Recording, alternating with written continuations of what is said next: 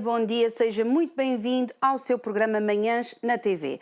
Nós estamos consigo de segunda a sexta-feira para lhe trazer o melhor que nós temos da nossa cultura e tradição portuguesa, projetos de solidariedade social e um pouquinho daquilo que se faz no nosso país com pessoas fantásticas, com projetos maravilhosos. Por isso, fique connosco durante mais ou menos uma horinha. Nós trazemos tudo isso para si, para que você passe uma manhã connosco bastante agradável, informativa, em que você se descontrai um bocadinho e tem uma manhã bem disposta. Gosta da ideia? Eu também. E principalmente saber que você está aí desse lado e que nos acompanha, porque você é o nosso convidado de honra. É verdade, nós estamos espalhados um pouquinho por todo o mundo, através da internet. Nós vamos literalmente em qualquer parte do mundo onde você esteja, e também estamos através do satélite Espaçat, estamos também no Norte de África e por toda a Europa. E nos nossos operadores nacionais nós também estamos, portanto estamos sempre pertinho de si para que você possa passar connosco um bom bocado. E hoje nós vamos ter um programa com convidados espetaculares, neste caso vamos ter convidadas hoje, vai estar muito bem acompanhado e vamos falar de temas bastante interessantes, é verdade. Na primeira parte nós vamos estar a falar um pouquinho acerca de poesia e na segunda parte nós vamos falar acerca de algumas situações sobre ansiedade. O que é que acha? Gosta dos temas? Boa. Eu também. Então hoje nós vamos estar à conversa com a Inês Olodé da Silva, uma poetisa, em que nós vamos conhecer um pouquinho a sua caminhada e tudo aquilo que ela vai fazer. E na segunda parte nós vamos estar também à conversa com uma cara conhecida já da casa, que é a doutora Célia Francisco, que nos vem falar acerca da ansiedade e coisas que nós precisamos de resolver em relação a esse assunto. Então nós vamos ter uma manhã bastante agradável, sempre consiga ir desse lado. Se por acaso você tem um projeto e gostaria de vir ao nosso programa, nós teremos todo o gosto em recebê-lo e para isso basta entrar em contato connosco através dos nossos contactos, vão passando em rodapé, por exemplo, através do e-mail manhãsnatv@curiacostravtv.com ou mesmo através de mensagem privada no Facebook. E então nós vamos dar início à conversa com a Inês Olodé da Silva. Vamos então ao nosso povo, nossa gente.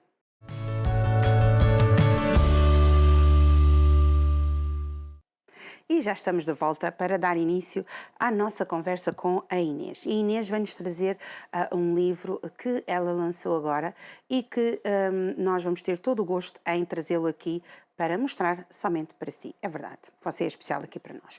Bom dia, Inês. Bom dia. É sempre um prazer, obrigada por ter vindo. Eu que agradeço. É uma oportunidade muito grande estar em Lisboa e aparecer na Curiacos, que tem um nome muito bonito, seja de passagem. Obrigada. Inês não vive cá? Não. Vive em Bruxelas? Vivo em Bruxelas. Há 45 anos. Cheguei jovenzinha, né? E venho muito a Portugal. Tenho um prazer enorme sempre que venho a Portugal. A Inês é uma artista? Sou uma artista, agora, digamos, ativista e poeta subversiva agora. Depois da pandemia, virei poeta subversiva. E o que é que isso significa, poeta subversiva, para quem não sabe? Subversiva porque faz parte de minha trajetória de vida, porque eu cheguei em Bruxelas como exilada política. Né? O Brasil vivia uma ditadura e eu fui perseguida e estive no Chile, houve um golpe de Estado e fui expulsa para a Argentina. Uhum. Houve um golpe de Estado militar e eu fui presa e depois expulsa para a Bélgica. Então foi um trajeto que eu não escolhi, mas que eu transformei em meu. Por isso o título do livro, não é? Os Poemas que o Diabo Amassou, vem do pão que eu comi, né? Exatamente. E como é que, antes de nós apresentarmos o livro, eu gostaria de saber como é que despertou esse gosto pela escrita, pela poesia? Na realidade, eu sou do mundo das artes plásticas, né? Eu estudei artes visuais, pintura monumental, história da arte e arqueologia. Mas, como eu vivi essa trajetória política toda, eu sempre escrevia e engavetava. Guardava tudo isso nas gavetas durante 30 anos, mas eu expressei todos meus tormentos, minhas alegrias, minhas esperanças, né, desesperanças, tudo eu escrevi também, mas era a pintura. Foi o que me levou, era uma forma de... Eu chamei minha pintura de o fio vermelho. Eu sempre tenho alguma coisa de vermelho em cima de mim, porque faz parte dessa trajetória, né? Então é o fio vermelho fio vermelho, que era toda uma vida que eu tinha que recosturar, porque foi transformada, né? Foi deformada, e a poesia veio com a pandemia. Quer dizer, a poesia não, o querer mostrar essa poesia, né? Que estava engavetada. E tem a Infinita, não é? Que já é conhecida aqui dos nossos telespectadores, onde você pode apresentar os seus trabalhos, não é? E começou a escrever juntamente com a Infinita, digamos assim, a partir de 2018. Foi. Eu conheci pela internet, tudo é pela internet, a Adriana, né? E através de uma chamada, né? Para participar do Mulherio das Letras e várias outras propostas que ela estava oferecendo. E aí eu resolvi... Ecos do Nordeste. E eu, então, como sou do Nordeste, eu entrei participando, enviei alguns poemas e se formou uma amizade, né? Porque nós somos da mesma cidade, aliás, de Recife. E o elo se fez muito rápido, temos amigos em comum no Brasil. E o elo se fez muito rápido. Então, a conexão, né? A conexão atlântica. E aos poucos fomos ficando amigas mesmo e finalmente eu enviei essa coletânea solo. E pronto, ela aceitou imediatamente, já rapidamente foi feito isso e agora estamos lançando. Eu vim a Lisboa para o lançamento. Para o lançamento, não é? Foi. Quando escreve, sente que, porque a escrita é uma arte de comunicar, não é? Quando escreve, sente que a mensagem chega às pessoas conforme deseja? Eu não sei, no princípio eu não desejei que chegasse a ninguém. Eu escrevia por escrever. Igual que a pintura também, eu fiz por fazer. Eu queria expressar o que eu estava vivendo com minha história e eu não pensei em agradar a ninguém, nem desagradar, não pensei em nada. Eu simplesmente sentei no chão e comecei a contar a minha história através, primeiro da pintura, depois da escrita. E eu não pensava realmente nem ser artista, nem ser poeta. O acaso levou a isso. Mas eu não faço nada pensando nos outros. Eu faço porque faço. É muito difícil de explicar, mas eu expresso, através das artes, eu expresso o conteúdo da vida. É um poema que eu tenho. Através das artes expresso o conteúdo da vida. Imagine sem a rima, o que seria a canção. É verdade. Sem os lápis, os pincéis, o que seria da mão, certo? Então, para mim, era uma expressão minha que tinha que sair, não podia ficar ali dentro. Porque quando eu estive presa na Argentina, na época da ditadura militar, onde desapareceram 30 mil pessoas, eu escapei por milagre. Então, eles diziam, vocês vão sair daqui loucas ou mortas. E eu tinha a convicção absoluta que não ia sair nem louca nem morta. E saí viva, contando a história.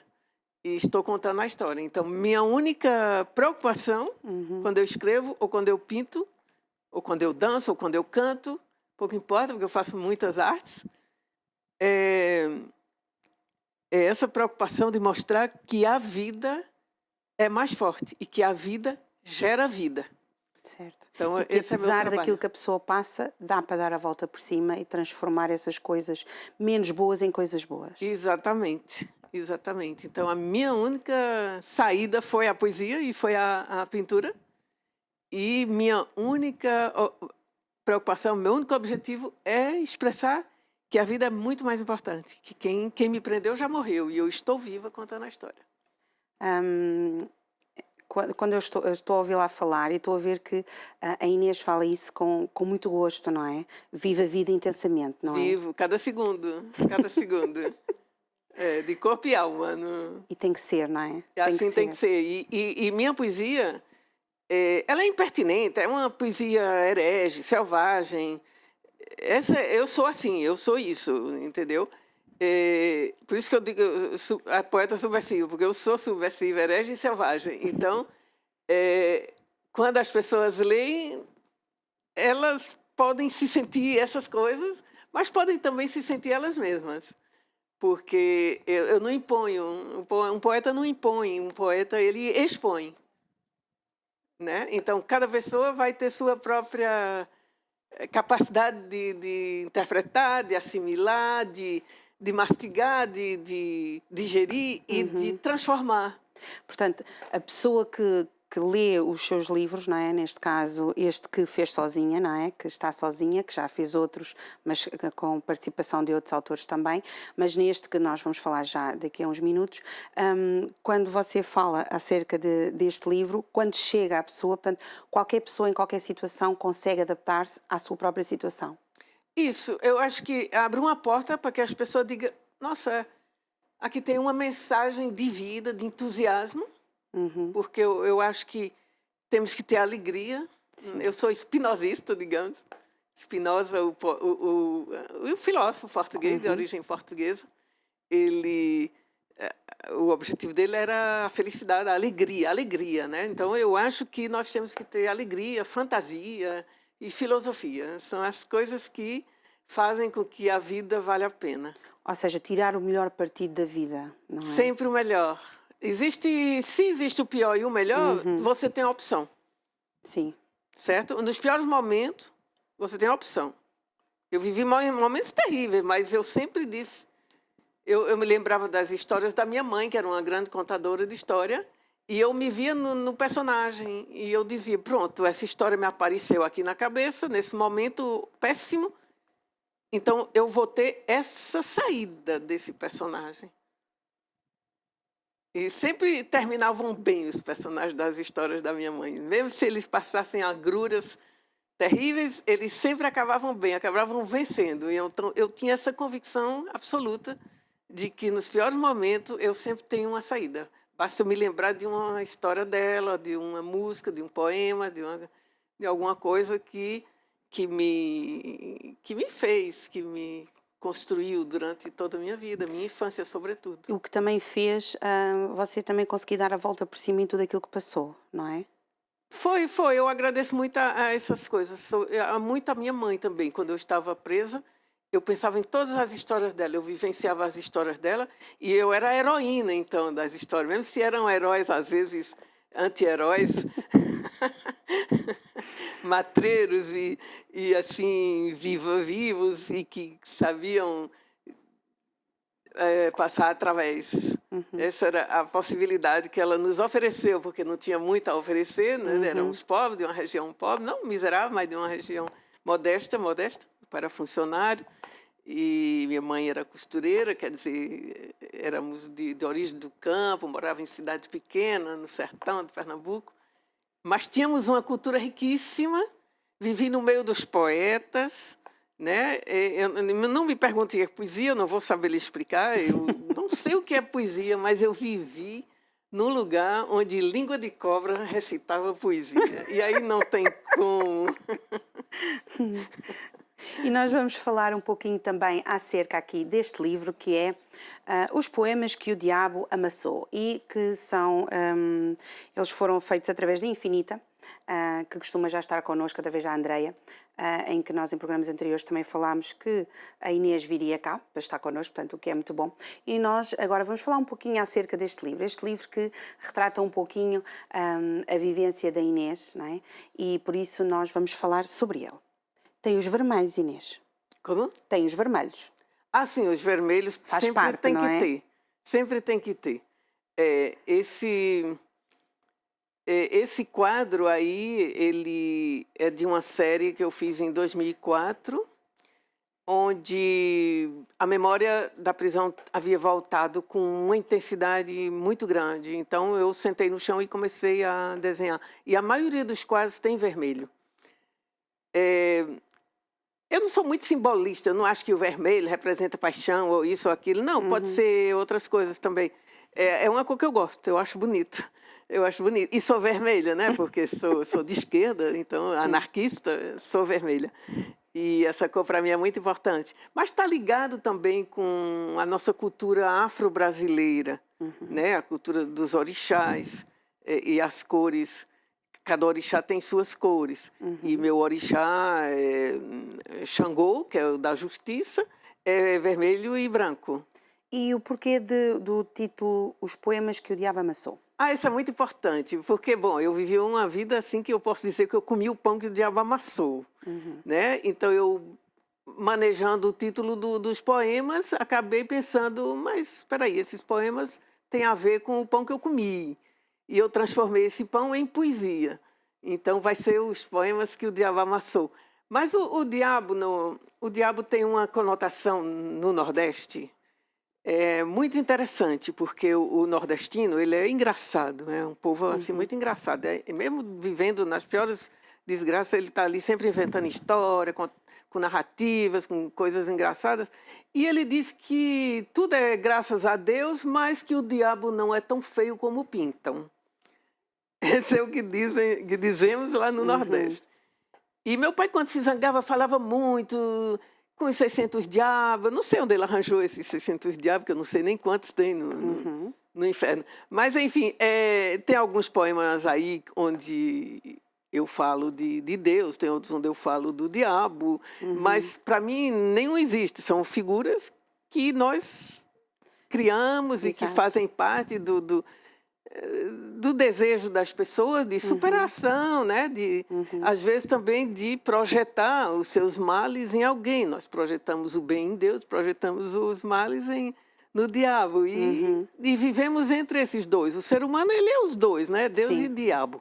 Né? Não existe santo, nem existe diabo. Nós somos os dois, na realidade, porque somos capazes de absolutamente tudo. E a vida que eu vivi demonstrou isso, porque eu vivi 3 ditaduras militares e era demoníaco, né? Era demoníaco. E então é isso que retrata aqui este livro. Se os nossos telespectadores quiserem encontrar os seus livros, onde é que o podem encontrar? Pode encontrar na Barata, pode encontrar com a Infinita, principalmente. Escrever, está na internet, tem página no Facebook, tem canal no YouTube. Eu também tenho um canal de poesia no YouTube, né? Com meu nome, basta procurar o nome. Eu fiz muitas lives de poesia do mundo inteiro, inclusive poetas portugueses que eu adoro, como Fernando Pessoa e Sidônio Muralha, que são meus 2 fetiches poéticos. E pode procurar lá, também comigo, pode encontrar comigo, mas principalmente com a Adriana Mairink, da Infinita, que está aqui em Portugal, é muito mais facilidade, porque eu estou lá em Bruxelas, fica mais difícil. Exato. E, Inês, nós estamos mesmo no minuto final do nosso programa, aqui consigo, não é? Foi um prazer tê-la cá, foi um prazer conhecê-la, porque a Andreia já tinha falado acerca da Infinita, já tinha falado acerca de si e do livro, não é? E é um gosto nós podermos mostrar aos nossos telespectadores exatamente esse livro com isso fantástico. Muito obrigada por ter vindo. Obrigada e até a você. uma próxima. Até a próxima. É verdade, e nós estivemos agora com a Inês e foi bastante interessante conhecer o livro que é Os Poemas que, estava só a certificar, estava a dizer bem o título, Os Poemas que o Diabo Amassou. E onde é retratado um pouco acerca de tudo aquilo que a Inês viveu. É um livro que você pode encontrar nas livrarias Barata, pode encontrar também com a Infinita, conforme a Inês falou, portanto vai ficar muito bem servido gostando de poesia, gostando destes tons, destas coisas, vai ser muito bom. E nós agora vamos passar a falar com a doutora Célia, que é uma cara conhecida aqui do nosso programa, da nossa casa, e que nos vai trazer algumas situações que se passam no dia-a-dia. Vamos falar exatamente acerca da ansiedade e vamos começar também a perceber certas coisas. E é um tema bastante atual, é um tema de situações que se passam no nosso dia-a-dia e que nós vamos ter a doutora Célia aqui para nos ajudar em relação a isso. E também já sabe, se por acaso tem um projeto e gosta e quer vir aqui ao Manhãs na TV, nós temos todo o gosto em recebê-lo, poderá fazê-lo através dos nossos contactos que vão passando e também já sabe que esta mensagem que nós tivemos, esta primeira parte do nosso programa que nós tivemos com a Inês Silva, pode também ir buscar no YouTube, que vai estar disponível para que você possa também ouvir algum contacto, alguma coisa que perdeu ou também partilhar, é verdade, partilhar. E agora nós vamos então sim estar à conversa com a doutora Célia. Doutora Célia, bom dia. Olá. Olá. É um prazer estar aqui novamente. É muito bom tê-la sempre connosco. Que eu sigo-a no Instagram, não é verdade? A sério? Já ganhou pontos. É verdade. E hoje nós vamos falar acerca de um tema muito atual. Aliás, que é um tema que a doutora Célia tem falado muito no Insta, que é acerca da ansiedade, não é? Para quem não sabe o que é ansiedade, o que é ansiedade? Deixe-me aqui então distinguir a ansiedade patológica e a ansiedade positiva. Certo. Porque hoje em dia, e eu também decidi trazer este tema por causa do Covid, não é? E os quadros de ansiedade explodiram completamente, não é? Hoje em dia já estamos melhores, mas quando começou a pandemia foi muito complicado. Foi muito complicado. Então a ansiedade, se formos à origem da palavra, tem a ver com a anxietas, que é uma espécie de angústia que sentimos. O que é que acontece? Hoje em dia nós temos ansiedade boa. Imagine, eu hoje levantar-me de manhã, eu se não tiver alguma ativação fisiológica e ansiedade, eu fico deitadinha o dia todo. Não convém, tenho que trabalhar. Sim. Então, o que é mais importante aqui distinguir é quando a ansiedade se torna patológica, quando há aquela ativação fisiológica que as pessoas não conseguem controlar, e depois já falarei daqui a bocado um bocadinho dos quadros de ansiedade que existem, e esses é que pedem ajuda, ou então não pedem, vão vivendo com esses níveis de ativação fisiológica e a vida fica completamente descontrolada. O que é que está na base aqui da ansiedade?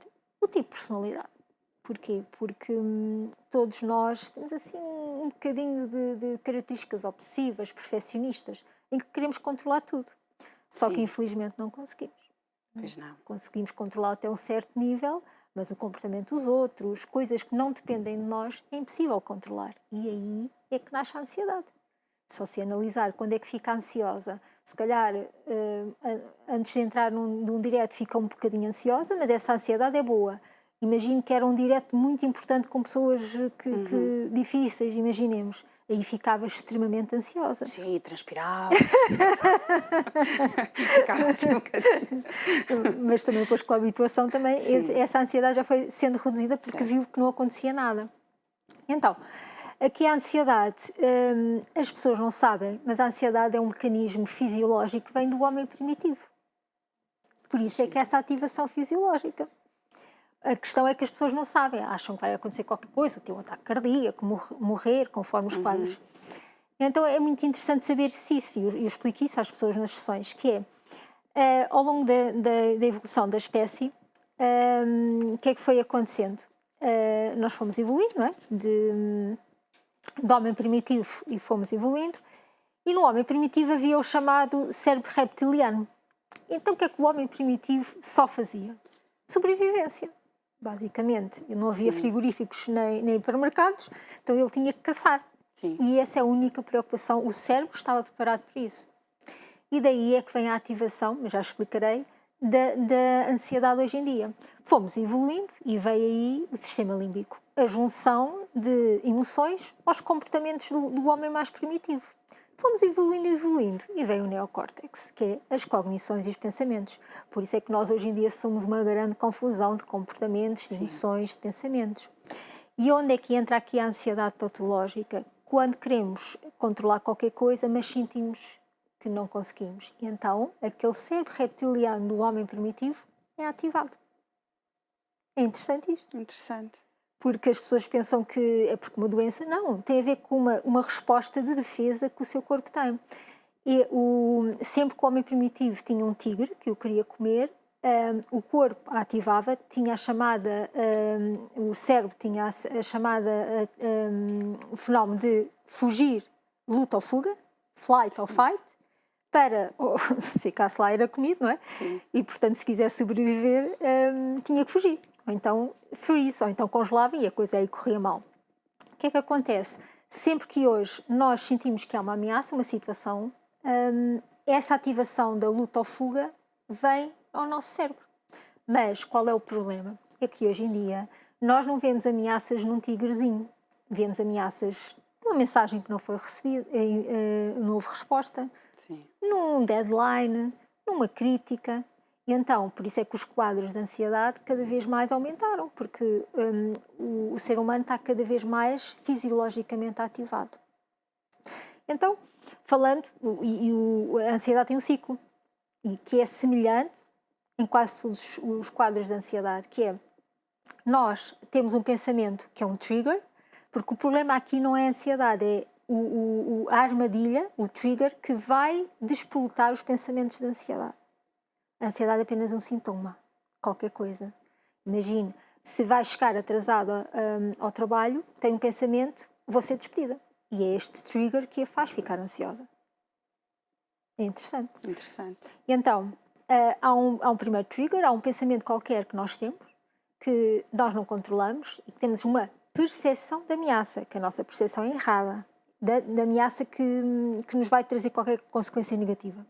Então, a partir daí, aquele fenómeno cerebral de luta ou fuga é ativado, ficamos no chamado modo de sobrevivência. Ou fugimos ou lutamos. O que é que acontece? Veio uma ativação fisiológica enorme, que no homem primitivo não havia. Isso vem mais à frente do sistema límbico, da ativação das emoções. Mas depois vêm os nossos pensamentos. Então, o que é que acontece? Com essa ativação fisiológica que nós temos, os tremores, N sintomas... E as dores de barriga, não é? Eu já vou falar, são 4 tipos de sintomas. Costuma sentir dores de barriga? Às vezes. É só a ansiedade a falar consigo. Você depois é que não a escuta. E então, o que é que acontece? Nós, com esses sintomas todos vegetativos e fisiológicos, pensamos em catástrofes. Vou fazer figura na ansiedade social, vou fazer figura de tonto, uma apresentação vai correr mal, e depois o que é que acontece? Ou temos estes pensamentos de catástrofe, ainda ficamos mais ansiosos, a ansiedade sobe, e aí novamente ameaça. E andamos aqui neste ciclo, que é difícil sair, mas com ajuda consegue-se. Boa. Temos que quebrar este ciclo ali na interpretação dos pensamentos para que as coisas resultem. Já que falamos aqui de sintomas, podemos falar aqui um bocadinho dos sintomas da ansiedade. Eles podem ser cognitivos, emocionais, os físicos, que é o que se mais fala, e os comportamentais. Então, cognitivos, um bloqueio mental, uma confusão mental, não conseguir pensar, em que nós ficamos parados e é como se a situação caísse em cima de nós e não conseguimos racionalizar aquela situação. Acontece muito isso. Depois vêm os sintomas emocionais, que é a irritabilidade, a própria angústia, a ansiedade, toda essa ativação. E também vêm aqui os sintomas físicos, que é aqueles que mais falamos, que é imensos tremores, dores de barriga que falou, que é representativo é a taquicardia, o batimento cardíaco, que muitas pessoas ainda não se dão conta, que eu acho incrível, do acelerar do batimento cardíaco. Muitas vezes falam-me na dificuldade em respirar, em hiperventilação, falam-me no nó na garganta, falam-me no aperto no peito, mas não falam em taquicardia. E depois outros, como queda de cabelo, erupções cutâneas, é imensos, somatização, basicamente é isto.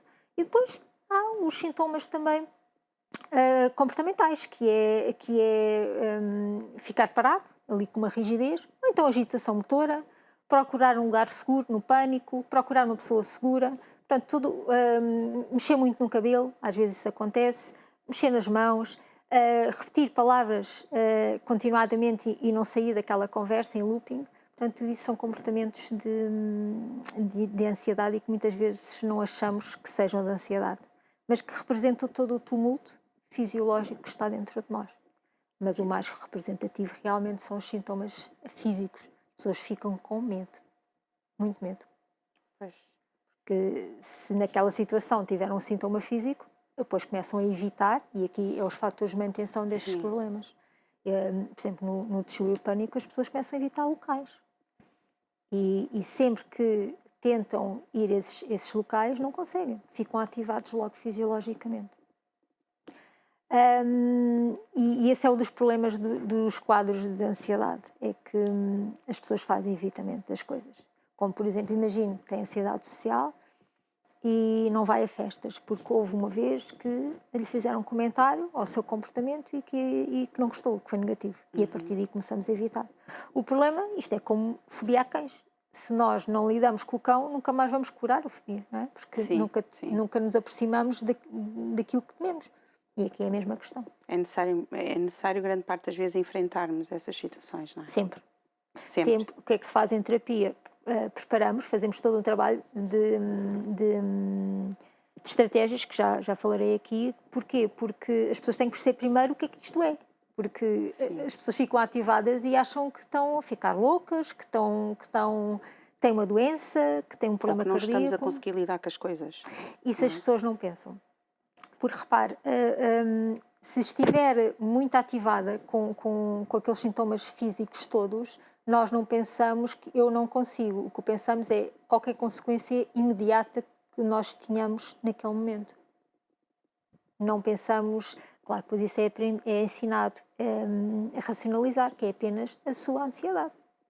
E a ansiedade é apenas um fenómeno, é apenas um pensamento que eu tenho, não é? Os pensamentos para interpretar a situação, atenção. Certo. Porque a ansiedade tem sintomas muito elevados. Por exemplo, posso falar aqui de alguns quadros de ansiedade, que é muito fácil.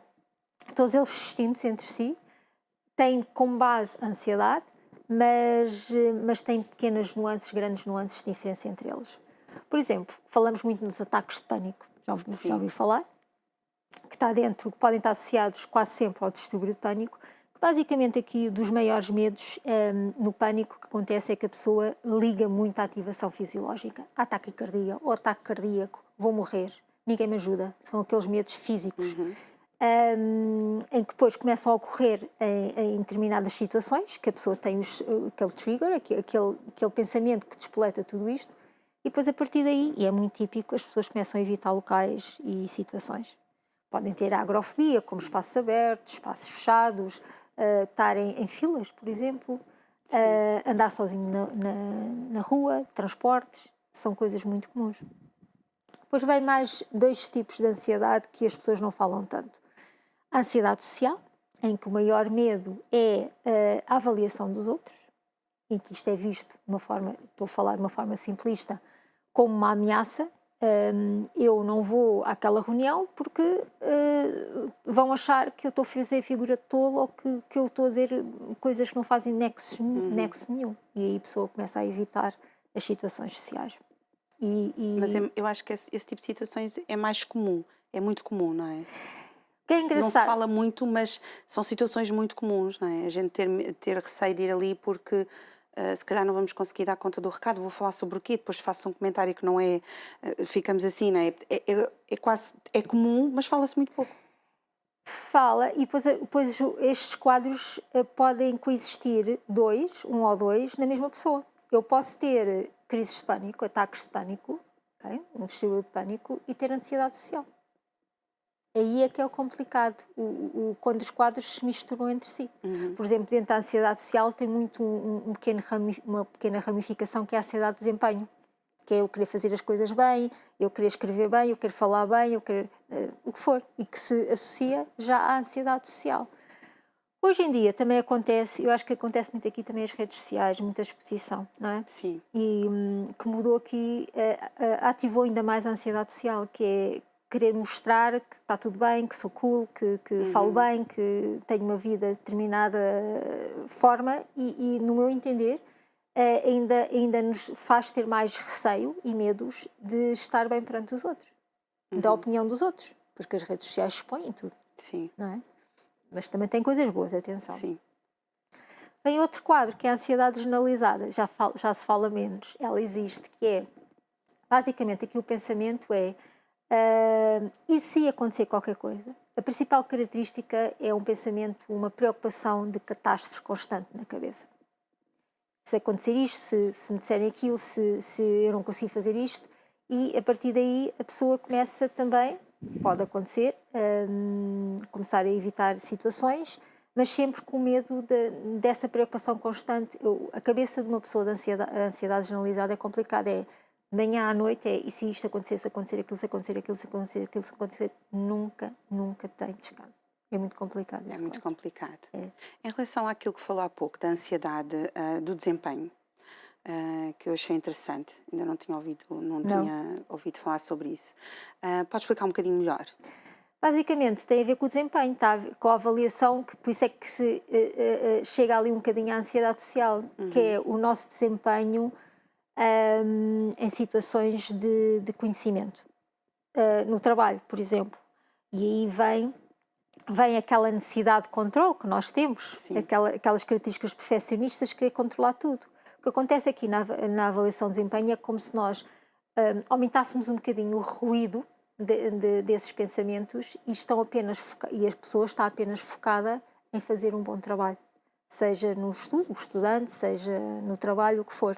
Seja até também como mãe, como pai. Tudo aquilo que possa pôr o nosso valor em questão. É apenas o desempenho. Seja num desporto, por exemplo, também é avaliação de desempenho. E isso está um bocadinho mais focado em nós, eu querer fazer bem, mas depois que se mistura ali com a ansiedade social. Porquê? Porque os outros estão a olhar para nós. Atenção, as pessoas não estão, nós achamos é que estão a olhar para nós. Okay? Que é uma centralização, digamos assim, uma consciência, autoconsciência muito grande da nossa presença ao pé dos outros.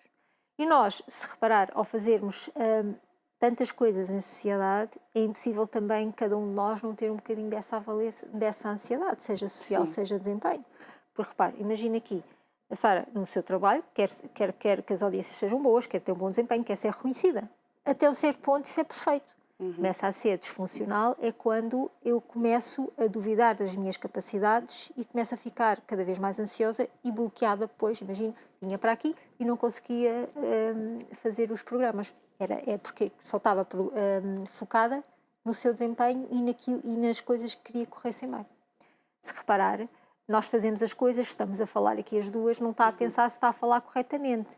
Houve uma prévia preparação, esse é o seu controle, mas se fosse demasiadamente ansiosa, começaria a bloquear e a não conseguir falar, porque só estava focada, eu tenho que falar bem, eu tenho que dizer aquilo, agora tenho que dizer isto, e aí bloqueia a pessoa. Isto acontece muito nas crianças também. Nas crianças? Sim, na escola.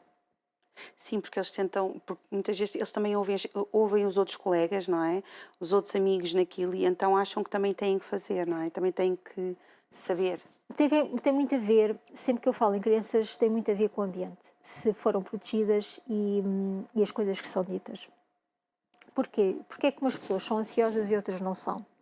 Tem a ver com a genética, tem a ver com questões químicas de neurotransmissores e quase sempre uma criança que é ansiosa tem um pai ou os dois pais muito ansiosos, porque é genético. Tem a ver com déficits químicos.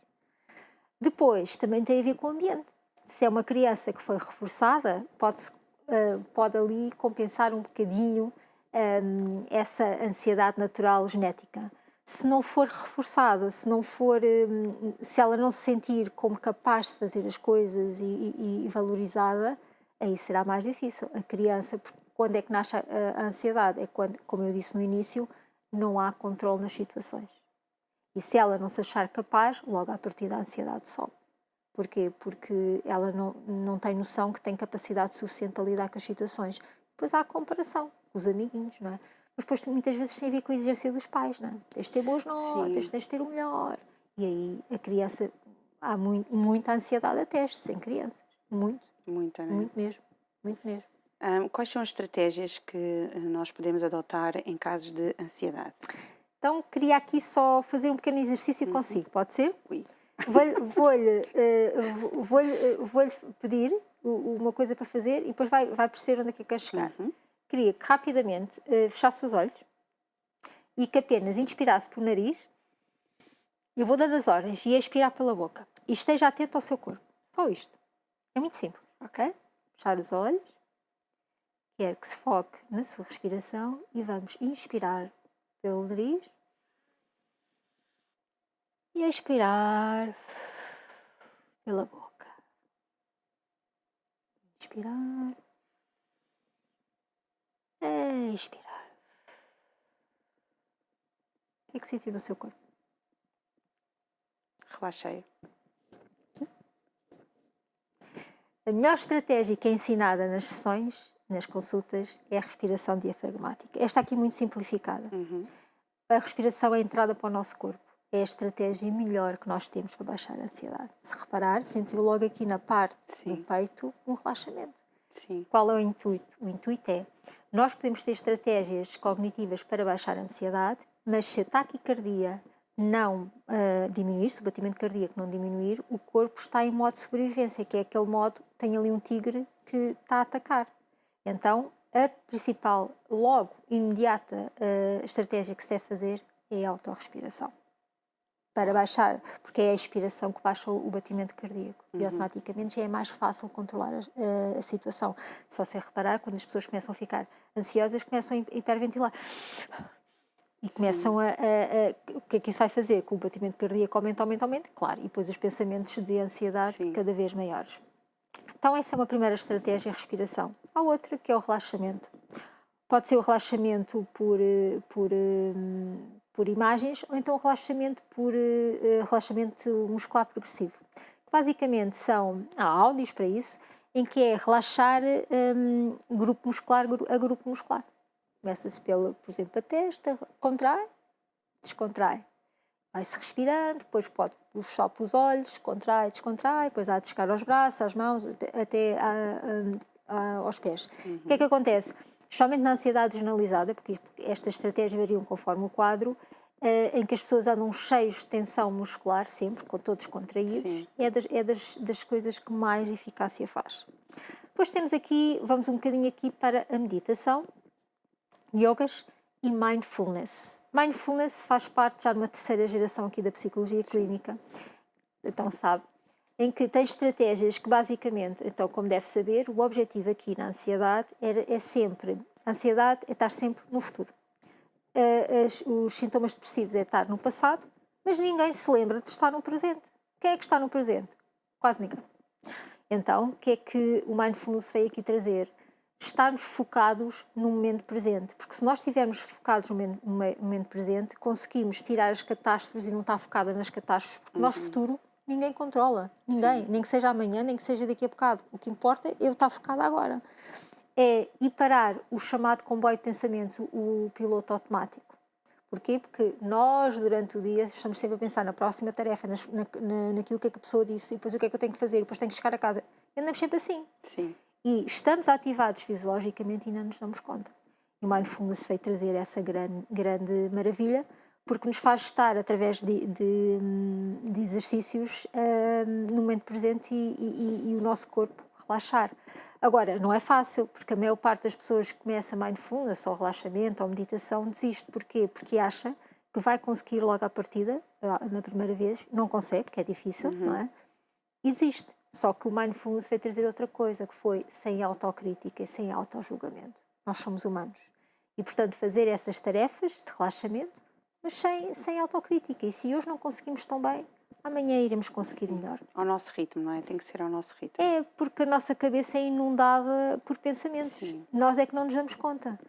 Eu não acredito que os monges lá no Tibete também, nas horas que passam a meditar, não tenham momentos em que se desconcentrem e não consigam meditar. Claro mas recomeçam e continuam.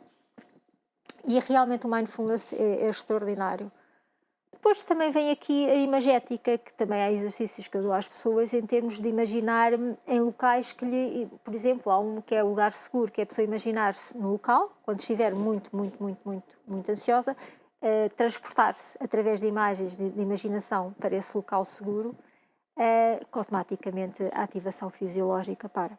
Portanto, todas estas estratégias que eu disse, respiração, relaxamento, mindfulness, imagética, é para baixar a ativação fisiológica. E quando muitas vezes também nós ouvimos músicas calmas, não é? Coisas que nos ajudam a estar mais tranquilas, nós relaxamos por completo, não é? Mas conforme as pessoas, depois há outra parte, que eu falei de estratégias, e depois vem a chamada reestruturação cognitiva, mudança de pensamentos. Okay. Porquê? Porque eu posso estar com uma música calma, a própria batida da música relaxa o meu corpo, através dos sons, mas se eu não tiver consciência do que estou a pensar, eu continuo ativado. Porquê? Porque continuo a pensar ter os pensamentos que me deixam sem controle. E, portanto, há todo um trabalho que é feito a nível... a minha área é cognitivo-comportamental, portanto, esta é a postura, que tem a ver com a mudança de pensamentos, começamos por aí, pensamentos de ansiedade, ter outros mais flexíveis e mais relaxantes e alternativos, em que veremos depois com a prática ir para uma técnica que já vem no Mindfulness, que é a aceitação do pensamento. Se reparar, nós temos pensamentos e nós, como eu costumo dizer, apanhamos os pensamentos. Sim. Nós não apanhamos todos. Há autores que dizem que temos 7.000, 8.000, 10.000, muitos pensamentos por dia. Claro que não nos lembramos de todos. Sim. Aos automáticos, inconscientes, e aos não automáticos, conscientes. O que é que acontece? Temos que começar a apanhar, mas é os pensamentos diferentes. Peço desculpa, não é apanhar, é a coexistir com o pensamento na nossa cabeça. Imagine, está ansiosa antes de entrar, eu estou a dá-la como exemplo, mas pronto. Mas posso dar um exemplo? Estou ansiosa, está aqui imagina, eu antes de entrar aqui imagino que eu estava ansiosa e estava com pensamentos e vai correr mal e não vais conseguir falar. Então o que é que acontece? Eu dou uma interpretação a esse pensamento, de uma catástrofe que vai acontecer. Então, e se eu deixar entrar o pensamento e disser ao pensamento: está bem, vai correr mal, ok.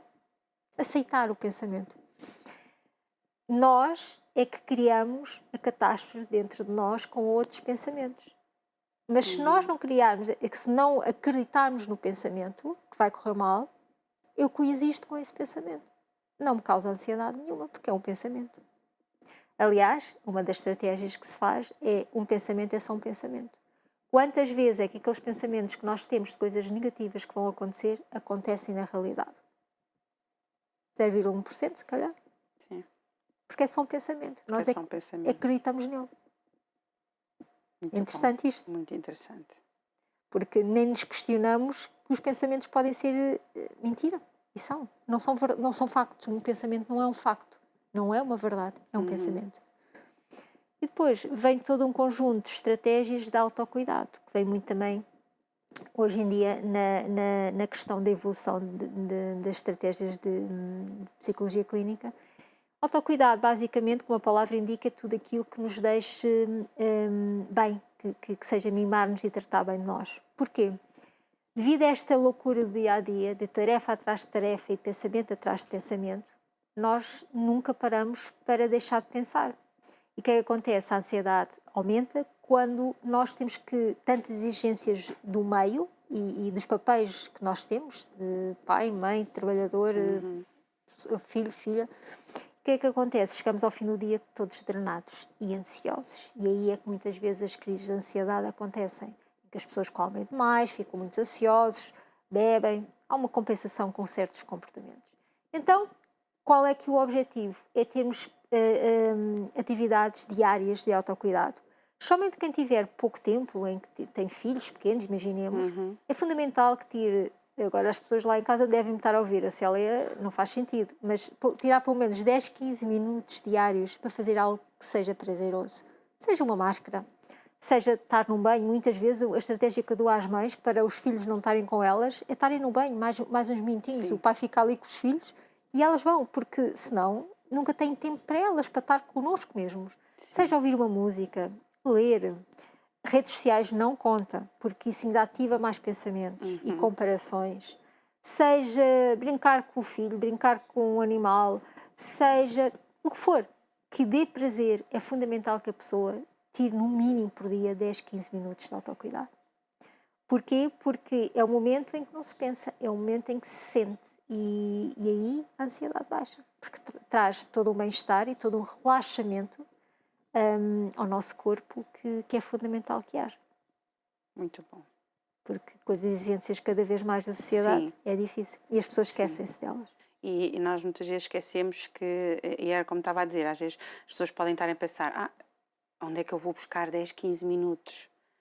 O tempo é gerido por nós, não é? Portanto, nós precisamos sempre de sabê-lo gerir como deve ser, não é? E muitas vezes quando está fora de controle, às vezes precisamos mesmo de tirar 10, 15 minutos, não é? Ou tirar um bocadinho para poder retomar outra vez, não é?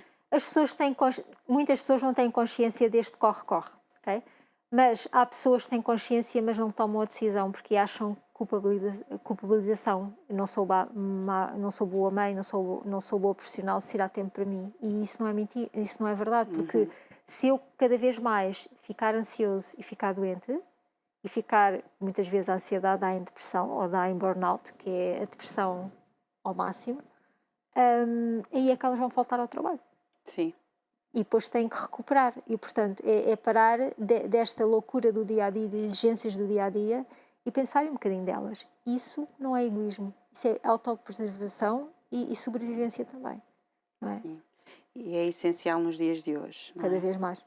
É cada vez mais nos dias que correm, nós termos tempo para cuidarmos um pouquinho de nós, seja nós mulheres, seja homens, é necessário, seja criança, seja adolescente, não é? Porque muitas vezes nós pensamos que é só ou temos a ideia de que é só os pais, é só as mães que têm isso. Não, no fundo, hoje em dia acho que toda a gente tem uma vida muito corrida e que nós precisamos de saber identificar. E com certeza que hoje aprendeu dicas aqui fantásticas com a doutora Célia, como sempre, traz sempre coisas fantásticas e sempre com uma linguagem muito clara, muito objetiva, que nós conseguimos entender e colocar em prática. Portanto, já sabe, eu aprendi esta hoje da respiração, pronto, até fiquei aqui, assim, uns segundinhos aqui, maravilhosa, assim, pronto, deu para relaxar um bocadinho, viu? Pronto. Então, uns minutinhos, fazer uma coisa que gosta, mas se estiverem interessados, se tiverem uma situação que necessitem, porque muitas vezes nós falamos aqui agora, mas por vezes é necessário um acompanhamento, é necessário uma coisa mais profunda. Como é que podem fazer para entrar em contato consigo? É simples, tenho o Instagram Celia.Francisco Psicóloga e tenho o Facebook Célia Francisco Psicóloga, portanto ando sempre com estes 3 nomes.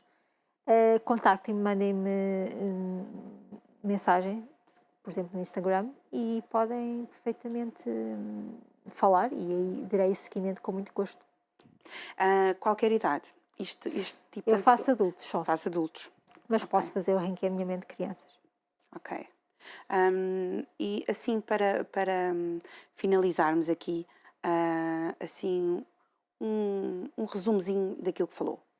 Apenas as pessoas pensarem que a ansiedade apenas é um sintoma de uma situação que sentem que não controlam, e nós temos que ir à raiz do problema. O que é que essa situação provoca para essa pessoa? E a partir daí começar a trabalhar o que provoca esse medo, essa ansiedade, e assim consegue-se reduzir a ansiedade. A ansiedade não é o problema, é o que está por base. É o que está por base, não é? Muito bem. Muito obrigada, doutora Célia. Obrigada. É sempre um prazer recebê-la. E até uma próxima. Obrigada, até uma próxima. E nós já estamos nos minutos finais do nosso programa e nós tivemos um programa recheado.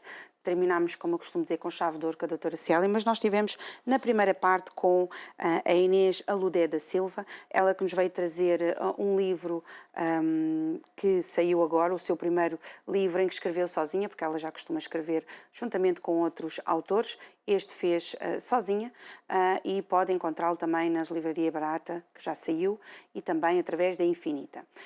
Vai ter esta mensagem toda por completo no nosso YouTube também, portanto, para poder partilhar. E também estivemos agora à conversa com a doutora Célia, em que nos veio falar acerca de ansiedade. Portanto, gostamos muito de o ter aqui, contamos consigo no nosso próximo programa. Se quiser saber quem são os nossos próximos convidados dos nossos próximos programas, já sabe, no nosso Insta nós temos a programação semanal que colocamos no início da semana, e também nós colocamos sempre diariamente quem são os convidados que nós vamos ter, tanto nas redes sociais como também através da Curiacos TV. Você pode saber quem são as pessoas que vão estar no nosso próximo programa para você nos acompanhar. E também já sabe, se quiser vir ter connosco, através dos nossos contactos, você pode vir ter sempre trazer o seu projeto. Se ele é importante para si, ele é importante para nós. E nós vamos terminar aqui. Gostamos muito de estar consigo nesta manhã agradável, que você tenha um resto de dia espetacular e já sabe, aprendeu aqui umas dicas fantásticas de reduzir a ansiedade. E deixar uns minutinhos para si, umas coisas maravilhosas que você pode fazer sozinho, tranquilo, uma coisa que você gosta. Portanto, hoje aprendeu aqui umas dicas fantásticas e que nós teremos todo o gosto em estar consigo no próximo programa. Até lá.